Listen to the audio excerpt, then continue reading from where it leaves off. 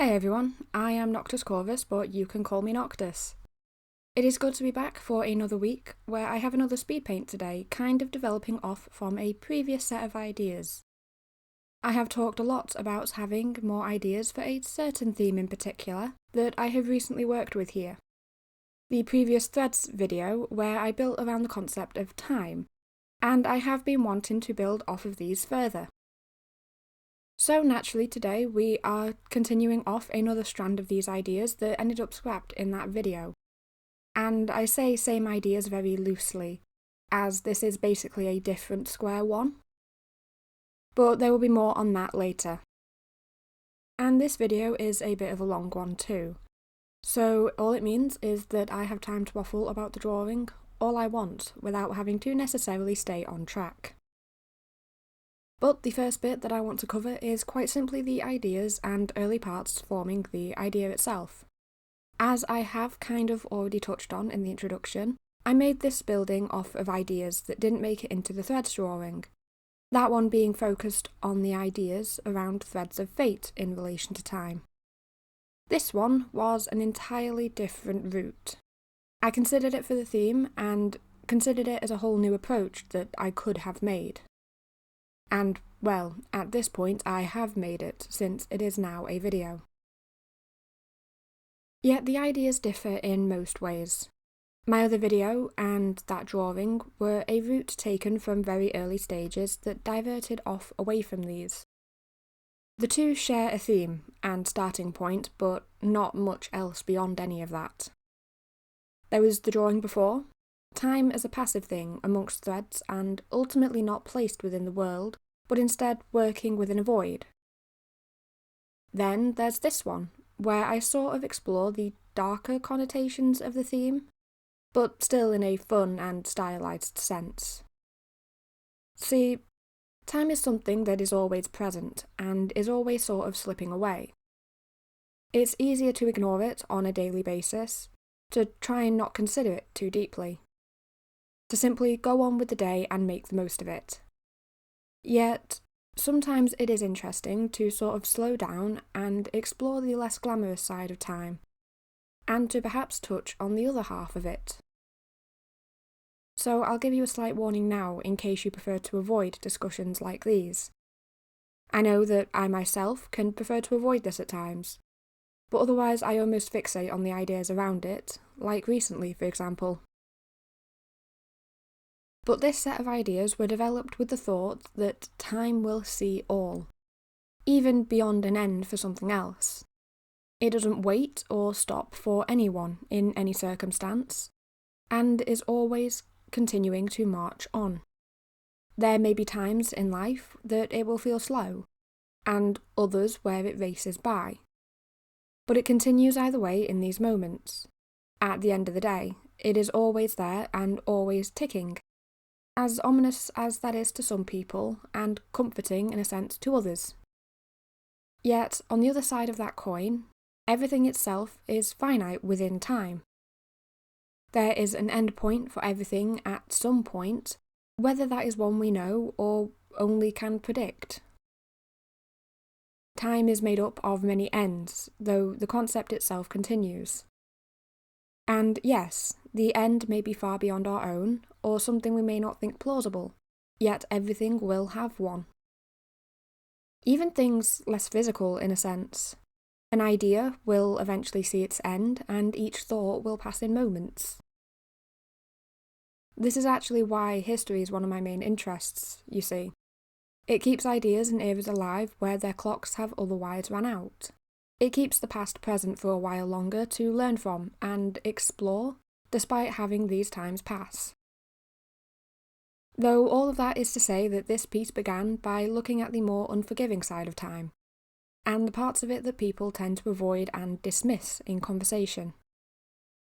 After all, it is hardly unreasonable to prefer the happier side of everything and to focus on the brighter aspects of time and the day when thinking of it, much less when speaking about it.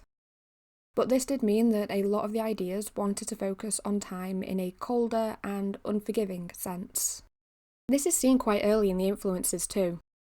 I will get into details later, but amongst the early ideas had been the blindfolded aspect. A sort of cousin idea of the veil, if that makes sense.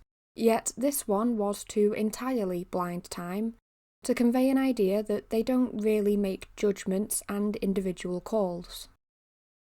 They instead act in a harsh and unforgiving way, without bias, as everything will have an end eventually. It won't pick and choose what will end and what won't end. And this was the starting point of the whole idea in a strange sense. I mean, it is what led me into the ideas of eyes floating around her, something else to touch on later as well. The person may be blinded, treating everything as the same, yet the eyes then show how time is present in each moment. They see more than anything else in that sense, as each second is part of their time, and it ticks on without an issue. So they are blind in the way that they don't act off their own judgments and choices. They can't spare anything from their inevitable end, even if they wish they could. Yet they're an observer as well, to everything which led into the next stage of development. See, the final part of the early development, the part before I even began to sketch, had been working out what the story I wanted to tell had been. Before, in the other drawing, they were in a void, and I focused on the detail of the character, as that is what I wanted to draw at that moment. This time, I wanted to connect them to a narrative of some sort. That wouldn't be strictly written or obvious, as it was meant to come through more in the image. And there were many versions as it tied into the sketches. At first, it was a figure in some sense that stood indifferently, watching the viewer with many eyes other than those on their face, and facing forwards as almost a pose of some sort. Though the ideas there then began to shift before I ever put pen or pencil to paper. After all, what good would it be to repeat the ideas in a way that mirrors the previous image that I worked off with these things? A person in a void is one I've already done for these two recently, so I instead decided to expand on it, and ultimately, what better way to address the nature of time than to have a figure floating above some ruins? Well, I am sure there were other stories I could have told. Many I considered when I knew it would include an environment. At first I considered putting them in a more modern sense, that reflects something we would recognise today. The second idea I had was for a figure and shadow to be looking up at a building of some kind, like a hospital, telling a story in the sense as they approached. Yet that wasn't the way I wanted it. Those ideas focused too much on the death aspect of the figure, which, at the end of all of this, isn't what I had been intending. If I were to make a figure of death, I would have many more themes to explore individually, rather than working with it as an aspect of time and something larger. It isn't the main focus here, though it is a strong influence. Yet, for death, I'd be more inclined to focus on themes of fulfillment, tragedy, and decay alongside the ideas of memory. For time, death is but a small part of it. It's why the idea of ruins came to win. Everything has an end, as I have touched on. Buildings will decay from their original use, if not kept updated by an inhabitant or community. It may take a while for a structure to meet its death, but it will reach it eventually. And where a building decays, people do enjoy focusing on how nature will reclaim it, giving life to something else in its place. And this is still a death. The building is no more, and those that once used it have since moved on in either sense. But it is also a transformation in the fact that new plants take it over. A new environment will form. And really, that is why ruins appeal to me so much. Again, it probably has to do with the history element as well. But it is interesting to see what becomes of those things time forgets, and allows them to be reclaimed. And with that story decided, I could begin to explore the ideas via sketching. Now, my first sketch strayed somewhat from these ideas, as I had been working loosely to be certain that I didn't close off any avenues that would grant me ideas to work off too soon. The first didn't include the scythe as well. That was a thing that came much later in the process. Yet it began with the figure standing in a toast, almost, surrounded by the ruins reclaimed by the world. That sketch was more building off ideas that I've been throwing around lately, and it was meant to show a celebration, almost, of how time passes and transforms things beyond recognition and memory. I then considered to maybe break the glass or add some sort of damage to it. Perhaps a crack here or there, or maybe start spilling the drink, to make a nod towards the harm that time also brings. In the end, those sketches fit a different theme better. There was something to it that I didn't tie into time, yet another theme that I can't quite name yet. And I don't mean that I can't name it in a surprise and future drawing way at this moment. Instead, I mean that those sketches and ideas fit something that I haven't worked out yet. I have no word for the theme that it's drawing off, but I know that I'm drawing off of it when I look at the work and reflect on it. I don't know if that makes much sense in this manner, but it happens more often than I will let people believe. Maybe as I develop these ideas away from time, I will have a name for that theme or be able to identify how I'm drawing off of it. But at this moment, there is very little that I can offer to explain that path and that route that I shut off. After all, I came to move on. The sketches for a while became focused on the person, the ruins being set aside for a while to focus on creating a stronger concept of the figure in it all. This is then where the Reaper idea was introduced, which is also why I moved away from the toast implications. After all, with the reaping connotations, I could tie in death to time in a rather simple manner, and build off of things from there. It also began to create a stronger idea in my developments that the toasts only seemed to lack. Also, during one sketch, the scythe came to help visualise the idea for the person. When I was toying around with it, it created a nice sort of circle shape around the person that I wanted to explore and work with. The eyes could then also be introduced here, as I had a few stronger ideas for it once I've saw this new layout. My first few sketches had the eyes in a halo around her head, another saw them floating around her like my drawing of Envy, though another idea saw the eyes almost as wings behind her. Though this led to another idea that got scrapped very quickly, as it took more inspiration from angels and saw the eyes across her body, and that one got kind of creepy very quickly. When I introduced the scythe, I sort of saw the circle that I could introduce as well, as I knew I wanted to keep it very simple. The scythe as an object was meant to be aiding the piece simply, rather than making it reflect a real scythe or adding any sorts of accents to it. Something just felt right in keeping it plain, after sketching some ideas where the scythe was decorated like the figure.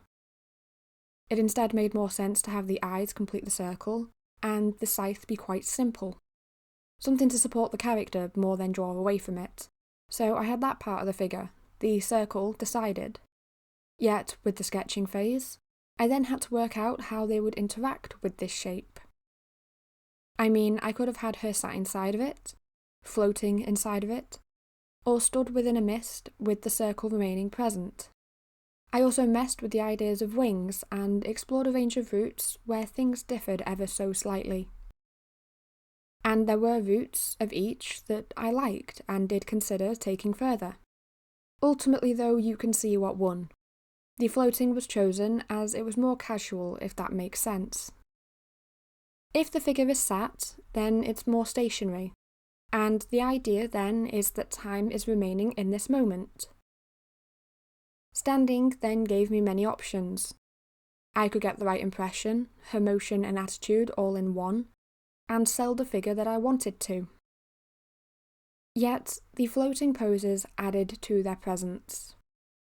It draws the eye more than having her level with the ruins below, and sets them apart from a normal person with the way they float above the evidence of time, therefore adding more to the piece than having her stood.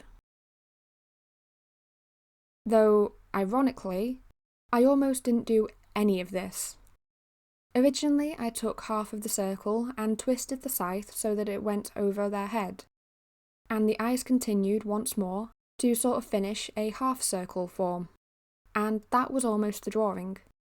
A figure from the shoulders up with a fancier blindfold than what I went with, and little to no environment, despite my earlier ideas of the ruins.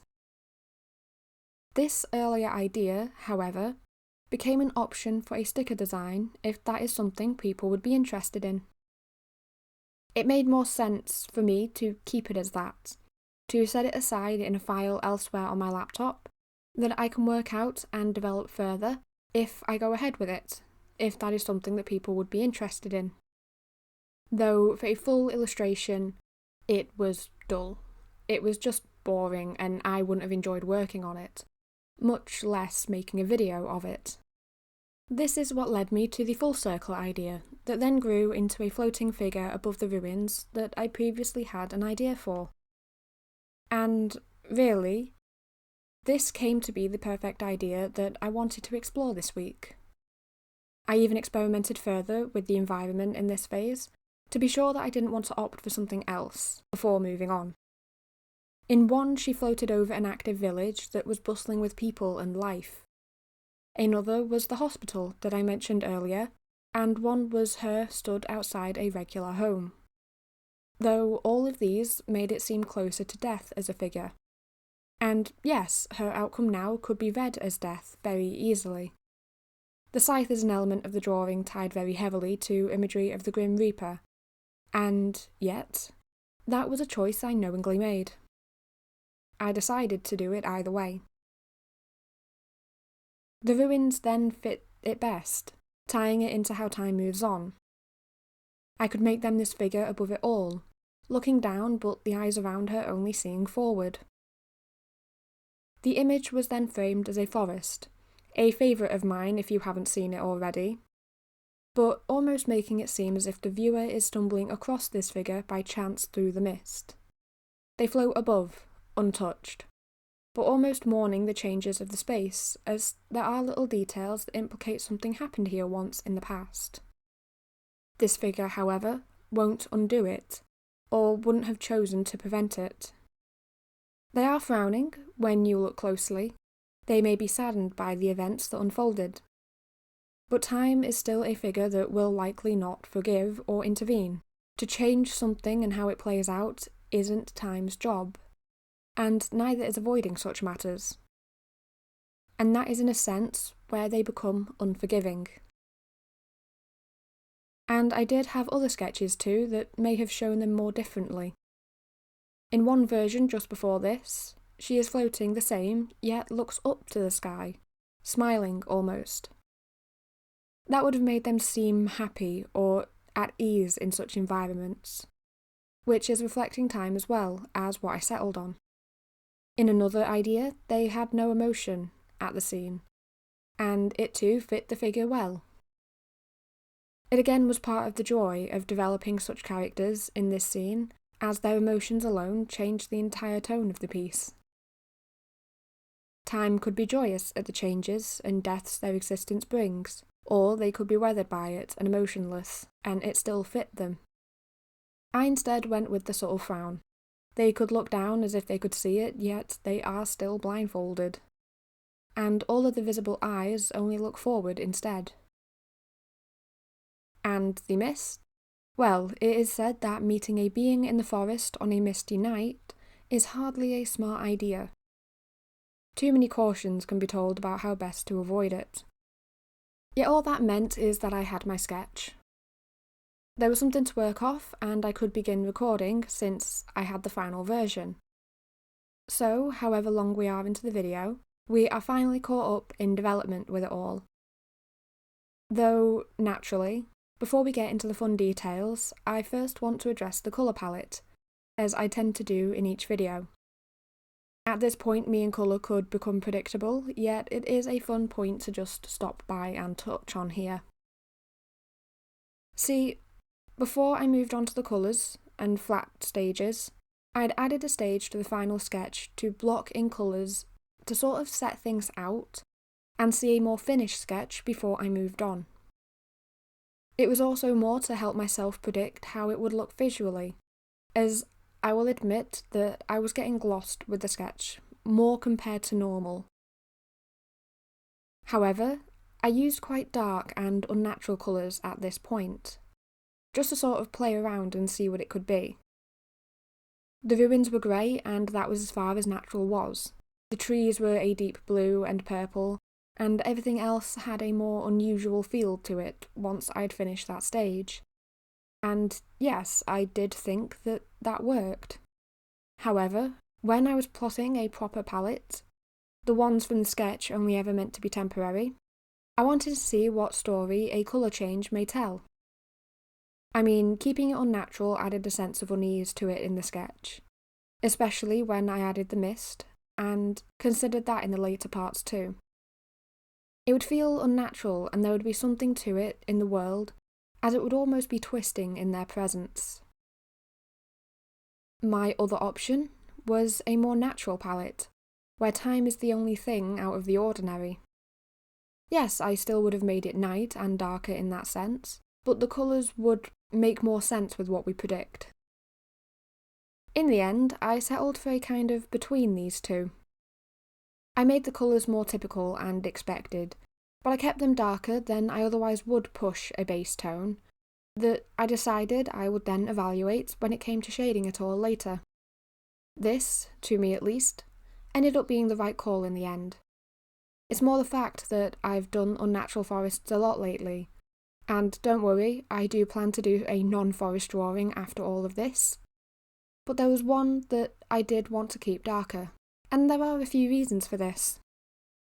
First, the original was a little too bright, and I do only mean by a little bit. Now the second reason is that I wanted to play with the light, as I have been doing lately. I've been enjoying the glowing effects once more, and this has sort of been after a while of not using them so much. So it was sort of an excuse to push those once again, and to use them to draw attention back towards the person, just simply by terms of lighting. It just made other things a little bit darker until I introduced the lighting aspect to those too, once I got to the shading portion of the video. A final reason for this change was simply that the darker palette worked better with the mist that I'd come to plan and include. It showed up better, and I had to push it less for it to be as effective, so it could remain subtle in a way that it didn't with a lighter and brighter palette. And yes, it did mean going back somewhat to my old faithful, of adding more purple into the palette for the unnatural and mysterious appearance. Though this was more through the shading and other subtle points.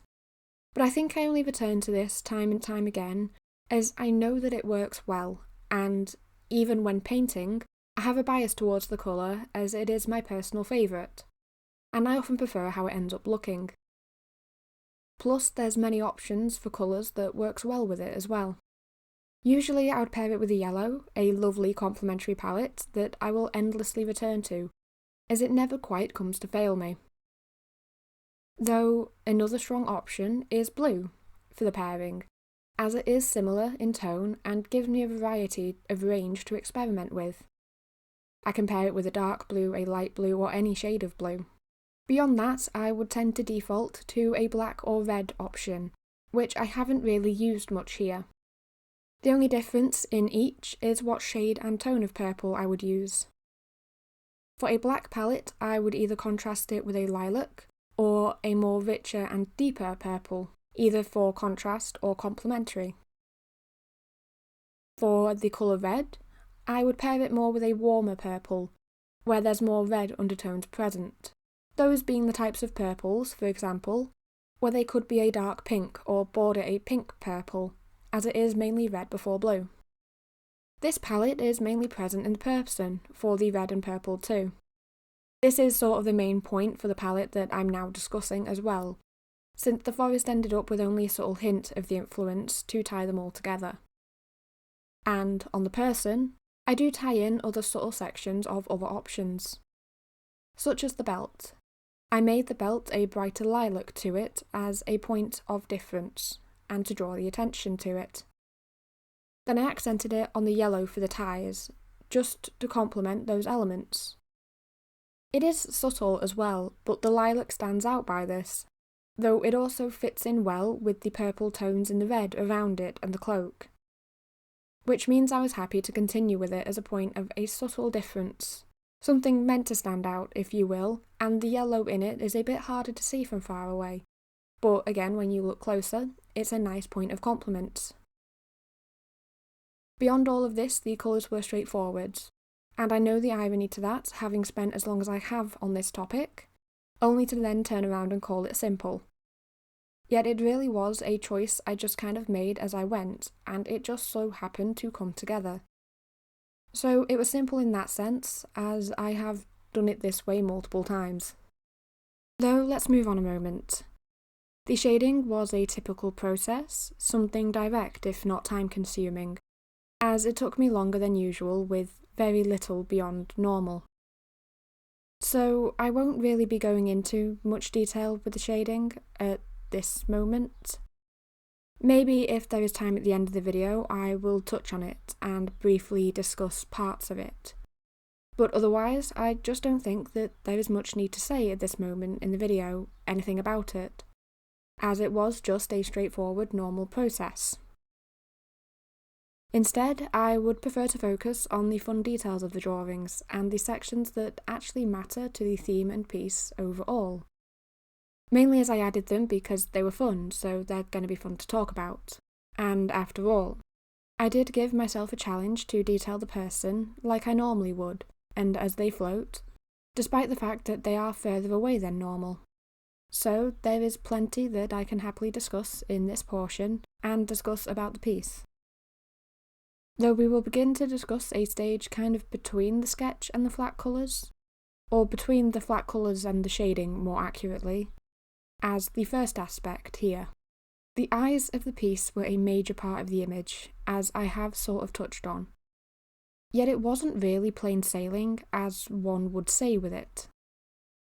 Admittedly, in the sketching phase, I only ever plotted out where they went, and instead decided to just leave them until later, with everything else considered. I did assume they'd kind of just come to me in time and be something that would slot into place, once I had established a bit more of the surrounding image. So the sketch and flat colours meant I didn't have the eyes decided upon yet, and it is evident in the video itself. There were many routes I could take, from simple lines to realistically painted eyes, before I ever settled on the final outcome. I actually toyed with it for quite a bit, all things considered. The first idea was the lines, something glowy and less obvious, that would sit around the person. Though they came to lack the flair that I wanted, and faded a bit too much into the background. The eyes aren't meant to be subtle either, so I moved on and looked at a more painterly approach to make something a little more realistic for the eyes, just to make sure that they stood out an uncomfortable amount. And I do use the word realistic here quite loosely. They still would have been quite stylised. But yes, I kind of knew that one would backfire a little. Uncomfortable didn't fit, and the style was simply too different from what I had been working with already up to this point. It was just a little too unsettling, so I reworked the area. In the end, I went with a typical style of eye I enjoy drawing here, and decided to copy it into the space of each eye. From there, I could change it as needed to. Yet, before this, I could get the placement sorted before shading. Let me look at the placement I had chosen at this point, as the sketch did vary a few factors of the eyes. The first difference had been the amount of eyes present. My first sketch was a chain of them, a circle made entirely of eyes that twisted and rotated around, so that they met the next continuously. There was no gap, no break, just a chain of eyes watching. A second sketch pushed this a little bit further, adding another layer to it so that it was more of an outer and inner ring composition. It pushed the amount I wanted and experimented with how many eyes I would want, alongside experimenting with the rotation of them, whether I'd have them all facing the same way and such as well. After all, the final choice only slightly tilts between them. Another experiment saw it close to this, yet with more around them. The large eyes made a main circle with extra position between those already present, and then it joined smaller ones floating around the major ones.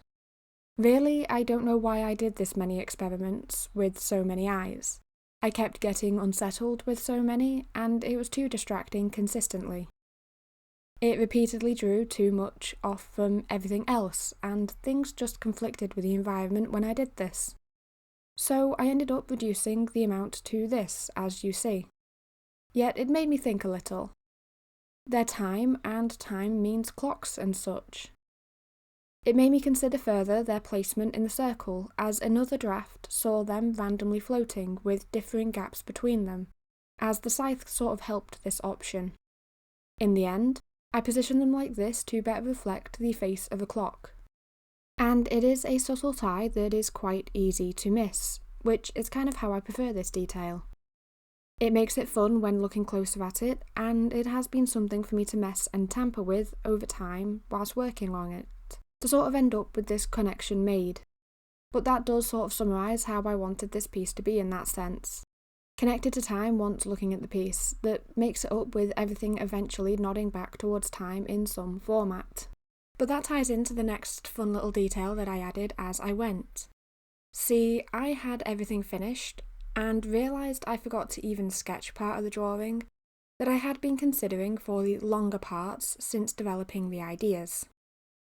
I had considered tying in a theme of death and previous incidents, mainly through the environment, you see. I didn't want time to be the violent one. I didn't necessarily want to dirty the scythe, though the idea did pass my mind. In truth, that would have been the easier option and more expected anyway. It just didn't fit though. Maybe if I approached death as a topic or idea, I'd consider a subtle element like that. But it just didn't work for this instance. So I added small gravestones around the ruins, as if someone made a memory and gesture to a previous event that sort of shows that time isn't bringing any new tragedy to this place, and they're not the one to carry it out either. That's why the buildings have decayed and the plants already grow around them.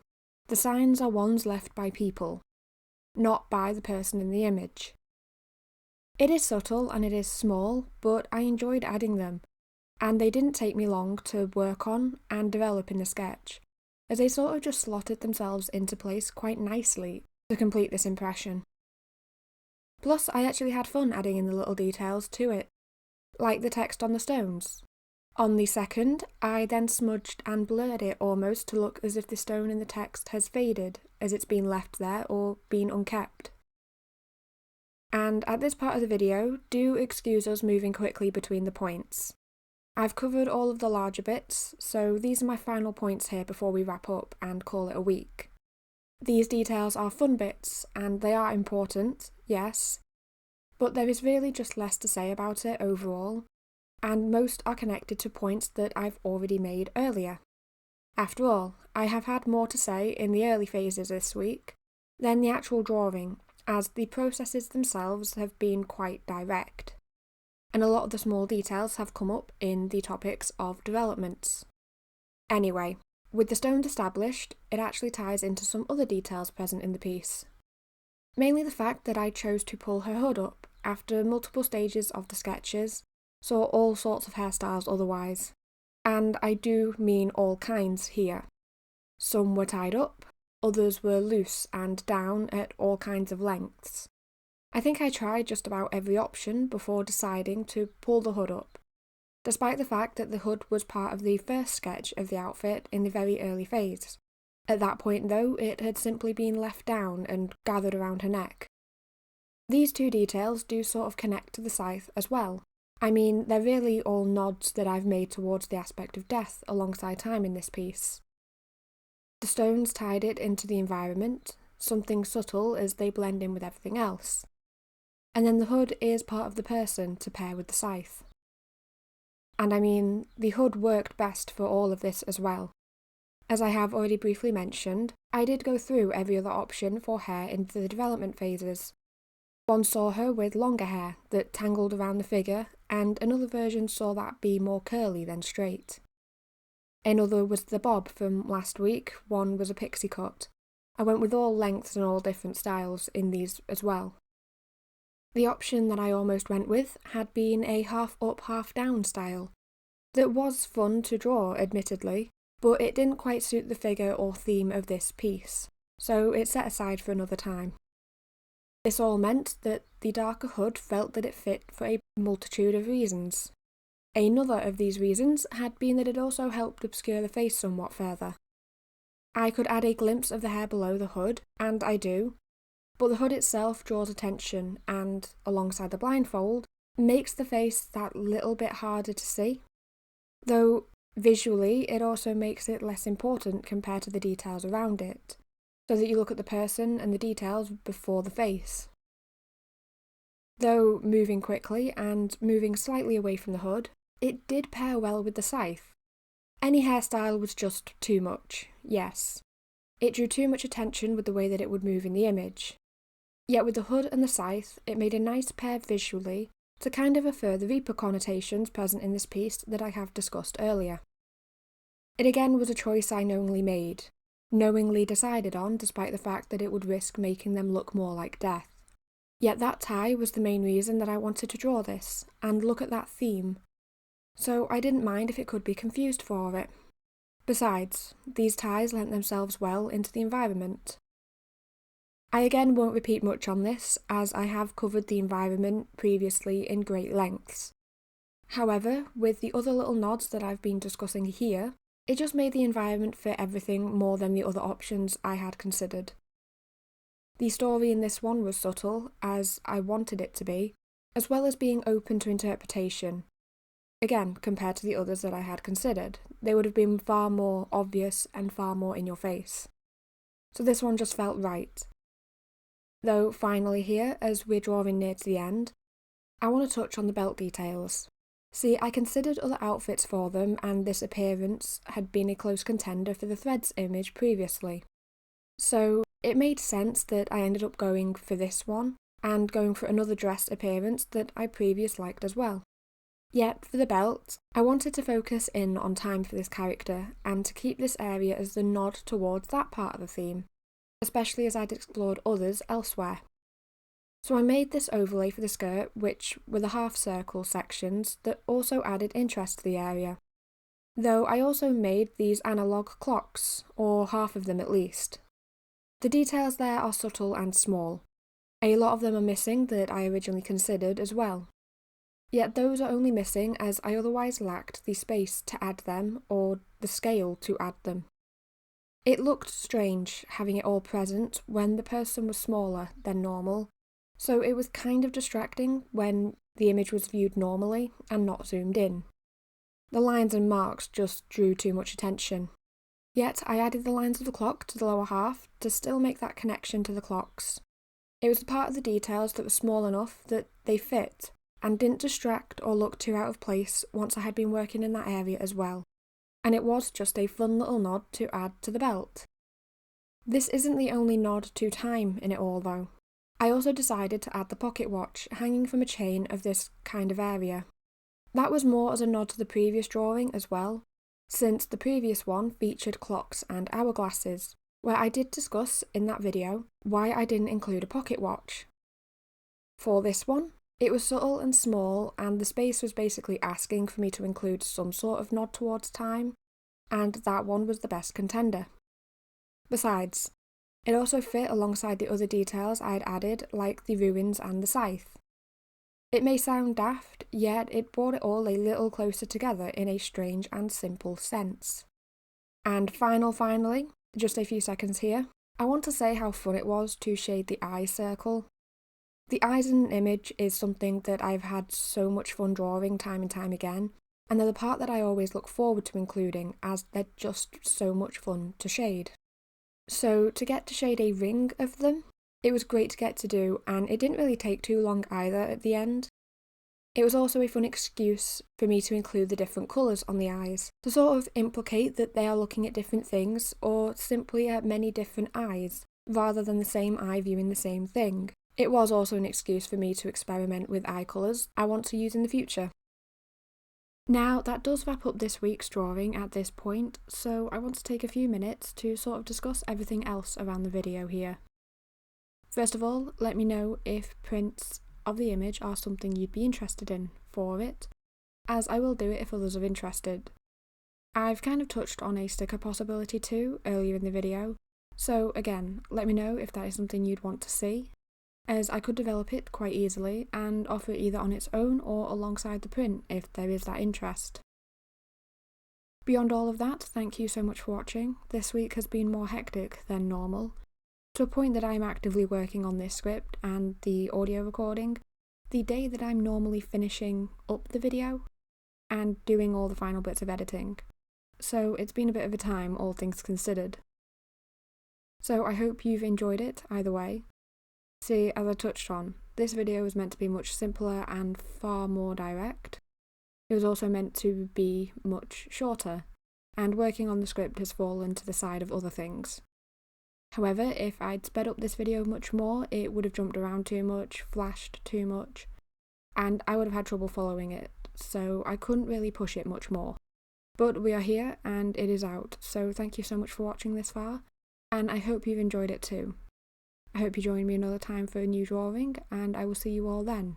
For now, have a wonderful day, and goodbye.